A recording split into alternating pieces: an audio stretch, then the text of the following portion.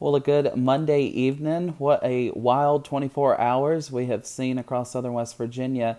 Let's take a look at the graphics right now because we have already got advisories in effect. And actually, it's a frost advisory for McDowell and Wyoming counties from 3 a.m. until 9 a.m. Tuesday morning. That means temperatures will dip probably to around 34 to 36 degrees. So any sensitive vegetation should be covered or brought inside if you can, so that the frost does not get it. Everyone else, again, the growing season has not officially begun yet. Temperatures are dropping.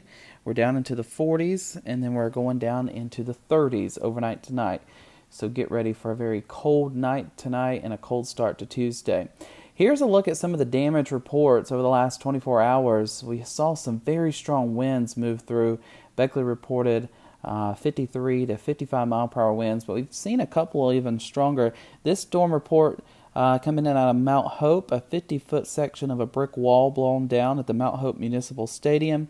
Some roof damage to structures around the town as well.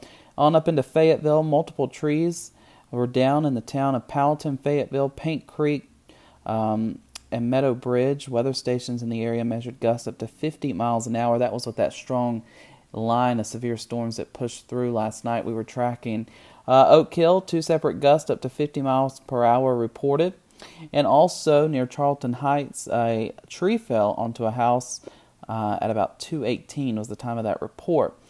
Notice Futurecast showing that we are drying things out overnight tonight. We'll see decreasing clouds, calmer winds, which will allow for some clearing to take effect and some cold temperatures. Now tomorrow, the clouds are going to kind of filter back in pretty quickly. I think we'll maybe see a little bit of sunshine, but then the clouds will quickly spread back over and we'll see probably a mostly cloudy day, especially by lunchtime.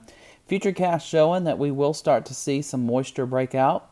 And yes, it may start as a little bit of rain and then quickly change over to a wet snow for most of us through the evening hours and lasting into the overnight hours. We'll see some of that kind of wind down early Wednesday morning before that low pushes on off towards the coast.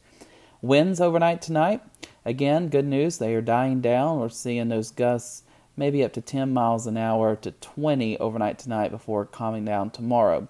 Over the next week, we've got several systems that will move in and bring us some wet weather. We could see on average 1 to 2 inches of rain. Now, some of the modeling data with how much snow we would see, of course, we've got kind of the RPM and the European model kind of more in line, and then the GFS and the NAM is kind of more in line. You can see places like Beckley, Oak Hill, the GFS and NAM give around 2.5 inches, where the Euro and the RPM give about 1/2 of an inch.